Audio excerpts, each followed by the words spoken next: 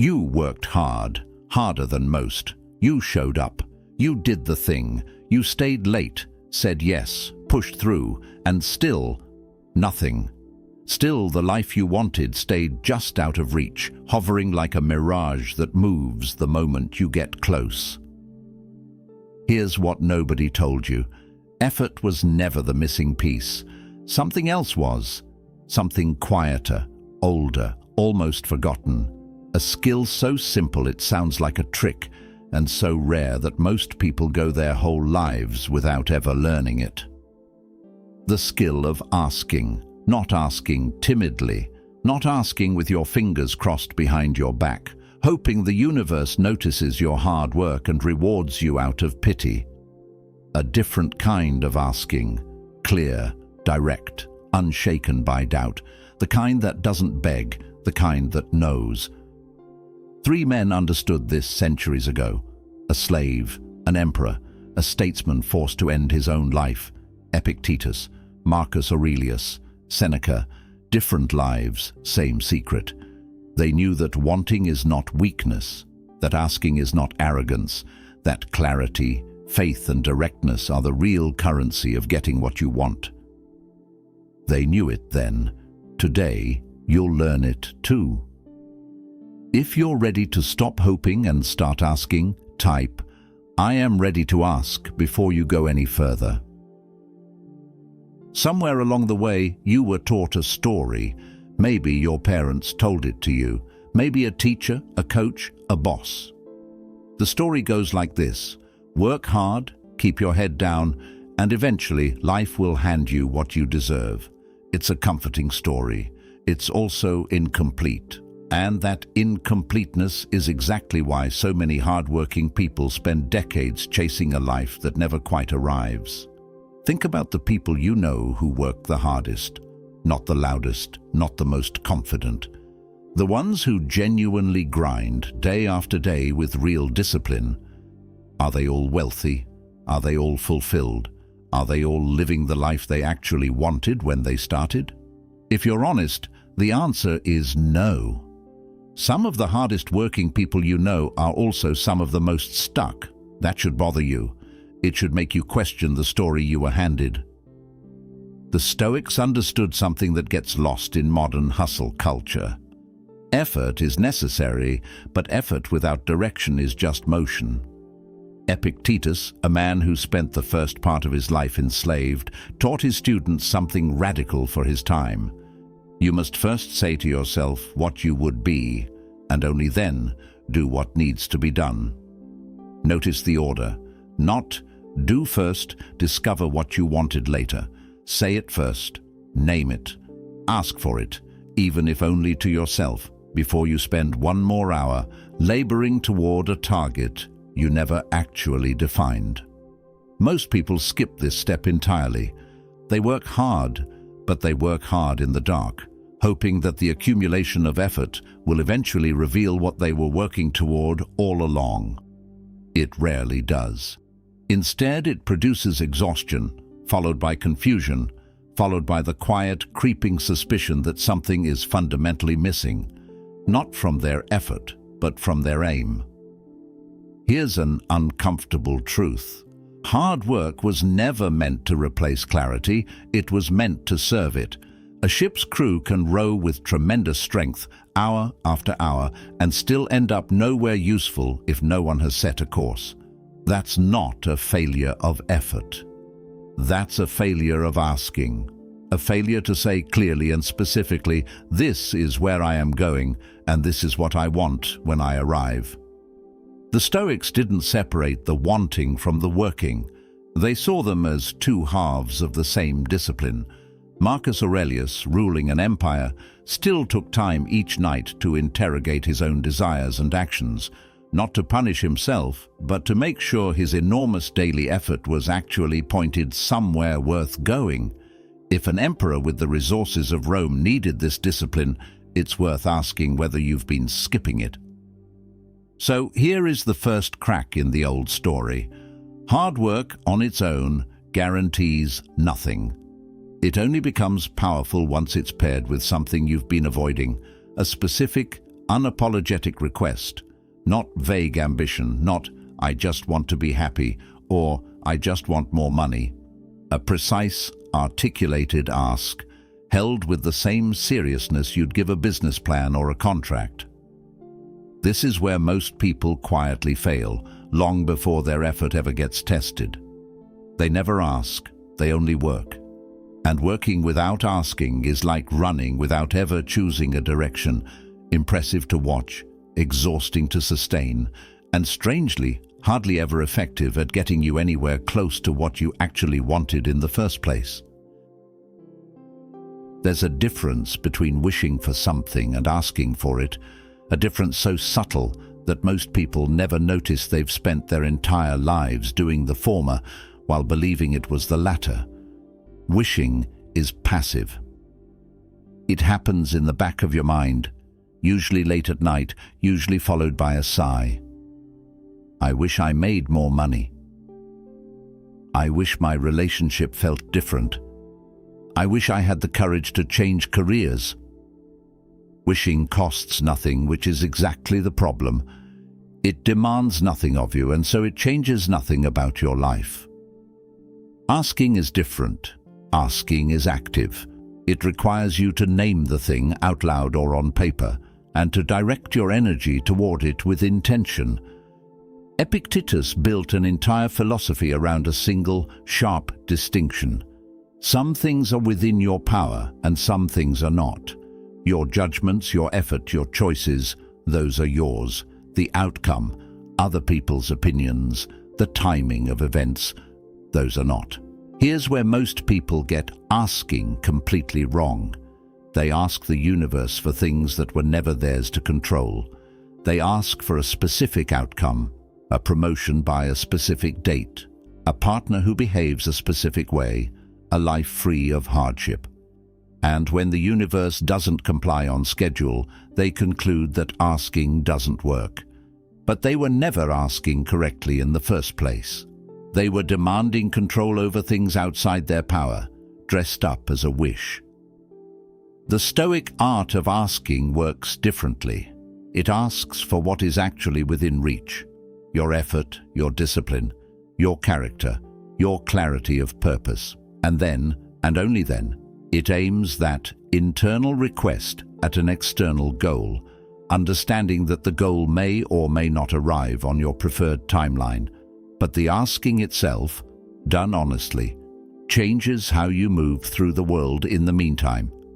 Think about the difference between someone who says, "I wish I got that promotion," and someone who sits down, writes out exactly what skills the role requires, has a direct conversation with their manager about their intentions, and then works with total focus toward that outcome. Same desire, completely different posture. One is hoping something happens to them. The other is asking, clearly, specifically, unapologetically, for something they intend to earn. This distinction matters more than it sounds like it should. Vague wanting keeps you comfortable because vague wanting can never really fail. You can always tell yourself, "It just wasn't meant to be," without ever confronting whether you actually tried to get it. Precise asking is riskier. It puts a target on your intention. It means you might ask clearly and still not receive what you wanted, and you'll have no vague excuse to hide behind. But that risk is exactly what makes it work. When you ask with precision for a specific role, a specific kind of relationship, a specific standard for how you'll treat yourself, you give your effort somewhere to go. You stop rowing in circles and start rowing toward shore. The Stoics understood that most suffering doesn't come from failing to get what you want. It comes from never being honest enough with yourself to know what that even was. Here's what nobody warns you about staying quiet. It doesn't feel like a decision. It feels like patience. It feels responsible, even virtuous. I'll wait for the right moment. I don't want to seem pushy. It'll happen when it's supposed to happen. And so months pass, then years, And the life you wanted quietly becomes the life you talk about in the past tense, the one that starts with, "I always meant to." Seneca wrote about this exact trap with startling precision, nearly 2,000 years before self-help books existed to repackage the same idea. He warned that while people are busy postponing, life keeps moving regardless, indifferent to their hesitation, uninterested in their excuses. He wasn't talking about laziness. He was talking about people who were plenty busy, plenty occupied, and still somehow letting their real life slip past them one delayed decision at a time. Think about the version of this that plays out in ordinary lives, not just philosophical texts. Someone stays in a job for 6 years, quietly hoping to be noticed, quietly hoping their manager will one day connect the dots and offer them what they deserve: a raise, a title, real recognition, without ever once directly asking for it. They tell themselves they're being patient. They're actually just being silent, and silence rarely gets rewarded because silence looks identical to satisfaction from the outside. Or think about relationships. Someone spends years wanting more closeness, more honesty, more effort from a partner, but never says so directly because saying so feels vulnerable, feels risky, feels like it might ruin things. So they wait, they hint, they drop suggestions and hope their partner picks up on the pattern. Meanwhile, the actual conversation, the clear, direct ask for what they need, never happens, and the distance they were afraid of creating quietly builds itself anyway, brick by unspoken brick. This is the cost of silence. It doesn't protect you from disappointment. It just delays the disappointment and disguises it as patience. And unlike a direct ask that gets a direct answer, silence stretches on indefinitely, because nobody ever told you no. They just never had the chance to say yes either. Seneca's point wasn't that time is short in some abstract, poetic sense. His point was sharper than that. Most people don't actually lack time. They have plenty of it. What they lack is the willingness to spend it decisively. They'd rather spend 10 years hoping quietly than spend 10 minutes asking clearly, because the 10 minutes feel unbearably exposed, while the 10 years feel somehow safe. But safety built on silence is an illusion. It only feels safe because nothing has been risked yet. No request made, no rejection possible, no vulnerability exposed. The moment you actually ask for the raise, the moment you actually voice the need in the relationship, the moment you finally say out loud what you've been quietly wanting for years, that's the moment real movement becomes possible. Before that, you're not being patient. You're just waiting in place, mistaking stillness for progress. The Stoics weren't interested in comfortable delay. They were interested in a clear-eyed relationship with time, understanding that every day spent avoiding a direct ask is a day spent postponing your actual life in favor of a quieter, safer, and ultimately much less honest version of it. If you've been waiting for the right moment to ask for what you want, it's worth asking yourself honestly, how many years have already passed while you waited? If asking clearly is so powerful, why do so few people actually do it? The answer isn't laziness, and it isn't even a lack of desire. It's fear, a specific, quiet fear that most people never examine closely enough to name. Part of it is the fear of appearing needy. There's a strange social pressure that treats direct requests as somehow undignified, as though wanting something openly makes you less impressive than pretending not to want anything at all. You've probably felt this yourself. The instinct to downplay your ambition, to say, oh, it's not a big deal about something you desperately care about, simply because caring openly feels like handing someone a weapon they could use against you. Part of it is the fear of rejection, and this one runs deeper than most people realize. As long as you never ask, you never technically hear no. You can live in a comfortable, unconfirmed possibility. telling yourself that the promotion, the relationship, the opportunity is still theoretically available to you, just not yet pursued. The moment you ask directly, that comfortable ambiguity disappears. You get a real answer, and real answers can hurt. Cato the Younger, a Roman statesman known for his unwavering directness, offers a striking contrast here. Cato said what he meant and asked for exactly what justice required, regardless of how unpopular it made him, regardless of the social cost. He wasn't beloved for his tact. He was respected, sometimes resented, for his refusal to soften his position into something more palatable. His life illustrates an uncomfortable truth. Direct asking often costs you social ease in the short term, in exchange for integrity and clarity in the long term. Most people aren't willing to make that trade. They'd rather stay liked than get what they actually want. They'd rather be seen as easygoing than risk being seen as demanding. And so they quietly trade their real desires for social comfort, one small avoidance at a time, until the pattern becomes so consistent that they no longer even notice they're doing it. There's also a deeper fear underneath both of these, the fear of being truly seen. When you ask for something specific, you reveal what you actually value. You can't hide behind vague ambition anymore. If you ask for a particular kind of career, a particular kind of love, a particular kind of respect, you're exposing exactly what matters to you. And exposure, even in small doses, feels dangerous to most people. The Stoics didn't treat this fear as something to eliminate through sheer willpower. They treated it as something to examine honestly. Epictetus taught that the opinions of others were never within your control to begin with. So organizing your life around avoiding their disapproval was, by definition, organizing your life around something you could never actually manage.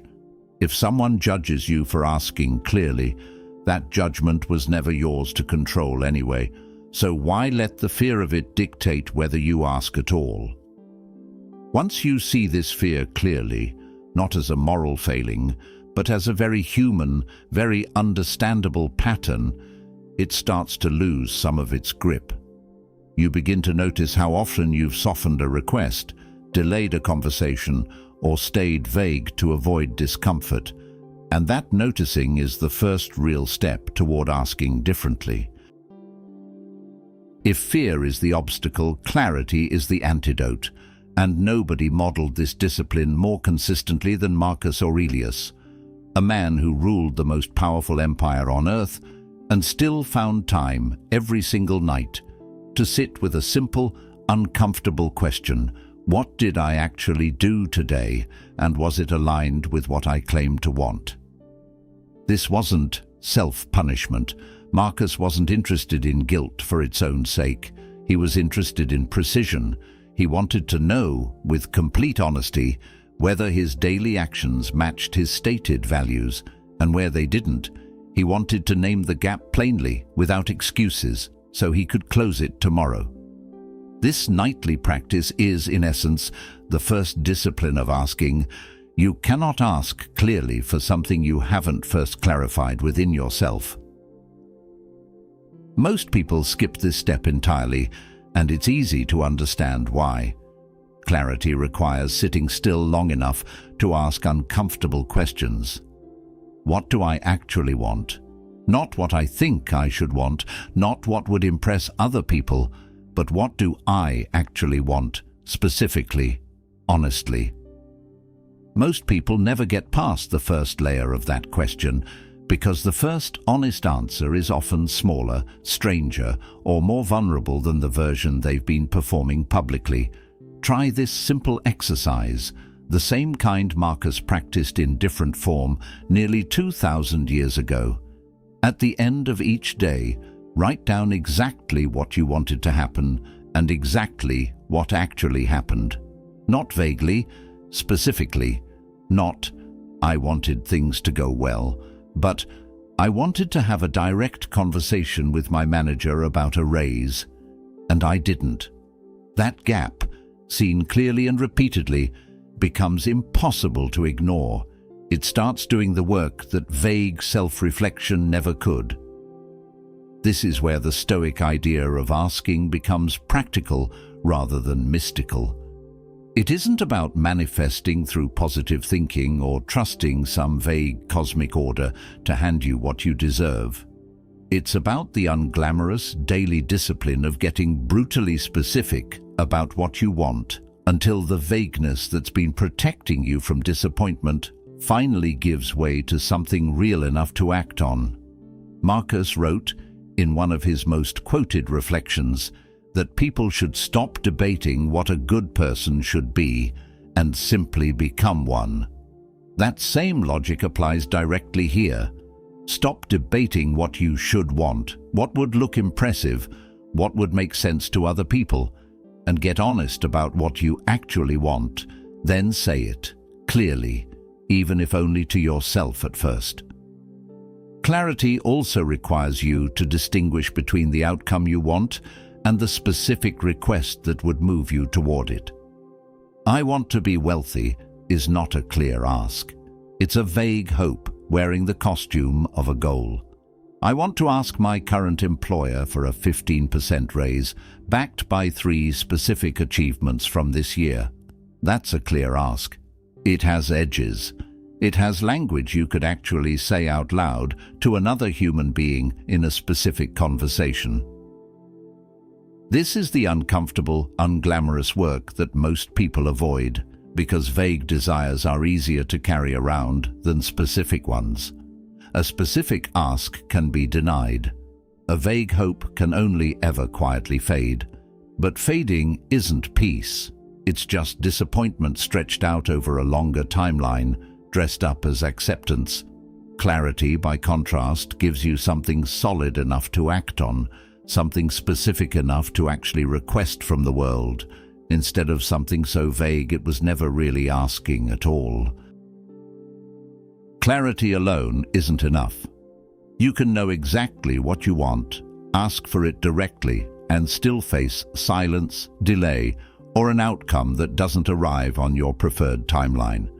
This is where the second discipline becomes essential, a kind of faith that has nothing to do with blind optimism and everything to do with steady, undeterred effort. Seneca understood this tension better than almost anyone in the ancient world. He wrote extensively about how people mismanage time, not by being idle, but by spending their days in anxious anticipation of results they cannot control, rather than in calm, consistent effort toward what they can. He recognized that the gap between asking and receiving is often filled with uncertainty, and that uncertainty is precisely where most people abandon their own request. Think about how this plays out practically. Someone asks clearly for a promotion, backs it up with real achievements, has the direct conversation, and then hears nothing for weeks. In that silence, doubt creeps in. Maybe I asked wrong. Maybe I don't deserve it. Maybe I should just go back to hoping quietly, since asking clearly didn't produce an immediate answer. This is the exact moment the Stoic discipline of faith becomes necessary. Not faith that the outcome will definitely arrive, but faith that the asking itself was correct, and that continued effort remains worthwhile, regardless of how long the answer takes. Seneca's insight here is subtle but important. The anxiety people feel while waiting for outcomes is almost always worse than the outcomes themselves. The waiting, filled with uncertainty and self-doubt, does more damage to your peace of mind than a straightforward no ever could. A clear rejection at least gives you information you can act on. Anxious waiting gives you nothing but slow erosion. This is why the Stoic art of asking includes faith as a discipline, not a feeling. You don't wait passively for confidence to arrive before continuing your effort. You choose to continue, clearly, consistently, because you've already done the honest work of clarifying what you want and asking for it directly. The outcome was never fully within your control to begin with, so withdrawing your effort while you wait doesn't protect you from disappointment. It just adds inconsistency to uncertainty, making everything worse. Consider the discipline required to ask once, clearly, and then continue showing up with full effort while the answer remains unknown. That's a much harder practice than either blind hope or complete detachment. It requires holding two things at once: complete commitment to your own effort and complete release of your grip on the timeline. Seneca would have recognized this immediately as the mark of someone who has actually internalized Stoic philosophy rather than someone merely repeating its language. This faith isn't naive. It doesn't promise you'll get everything you ask for on the schedule you'd prefer. What it promises is something steadier and, in the long run, more valuable, a version of yourself that doesn't collapse into doubt or bitterness every time an outcome takes longer than expected. You asked clearly, you did the work. The rest was never fully yours to control, and holding that truth with steadiness rather than anxiety is exactly the discipline the Stoics spent their lives practicing. Faith, in this sense, isn't about the universe owing you anything. It's about you no longer needing certainty in order to keep showing up for what you've already decided to want. There's one discipline left, and it's the one that ties everything else together: the willingness to actually say the words out loud to the person or the situation that can give you what you want. Clarity without direct address is just a private thought. Faith without direct address is just quiet endurance. Somewhere at some point, the ask has to leave your head and enter the world. Epictetus's own life is the clearest possible proof of this principle. Born into slavery, denied nearly every external freedom a person could be denied, he still became one of the most sought-after teachers in Rome, not because his circumstances improved on their own, but because he asked relentlessly and directly for something that was actually his to request: the freedom of his own mind. He didn't wait quietly for permission to think clearly. He built an entire philosophy around demanding that internal freedom for himself, regardless of what his external circumstances allowed. This is the model. Not asking for things that were never yours to control. Outcomes, other people's decisions, the timing of events. But asking directly and unapologetically for the things that were always within reach: your effort, your standards, your specific and nameable goals, communicated clearly to the people and situations that can actually respond to them. So, what does this look like practically, starting today? It looks like finally having the conversation you've been avoiding, telling your manager exactly what you want, instead of hoping they'll notice on their own. It looks like telling the person you love specifically what you need, instead of dropping hints and hoping they'll decode the pattern.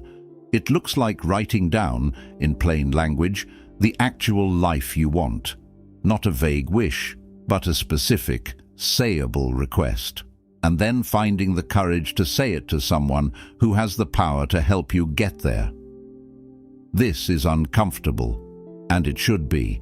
Every discipline the Stoics practiced was uncomfortable at first. Clarity forces you to confront what you actually want. Faith forces you to sit with uncertainty. And direct address forces you to risk a real answer instead of hiding in comfortable ambiguity. But this discomfort is exactly what separates the people who eventually get what they want from the people who spend their entire lives working hard in the direction of nothing in particular. Marcus Aurelius ruled an empire and still practiced nightly clarity. Seneca faced exile and eventual death and still practiced patient, undeterred effort. Epictetus was born with nothing and still practiced direct, unwavering requests for what was actually his to ask for. None of them waited for perfect circumstances before they began asking clearly for what mattered to them. They started exactly where they were, with exactly what they had, and they asked anyway. You have that same option, starting right now. Not tomorrow, not once things feel more certain, not once you've built up more confidence. Right now, with whatever clarity you currently have, however incomplete it feels. Name the thing you actually want. Say it plainly, first to yourself, and then to whoever can help you get there. Hold that request with steady effort, releasing your grip on exactly when or how it arrives. This is the art the Stoics practiced 2,000 years ago, and it still works exactly the same way today. Not because the universe owes you anything for asking, but because clarity, faith, and direct address are the only real tools you've ever had for turning a private want into a lived reality. Everything else, the hoping, the hinting, the silent hard work, was never going to be enough on its own. Now you know what actually was. If you're ready to trade, quiet, hoping for clear, deliberate asking, leave a comment below. I am asking now. And if this changed how you see your own effort, subscribe to the Stoic mode and turn on notifications so you never miss what comes next. We are only beginning to master this ancient discipline together. Thank you for listening. Ask boldly.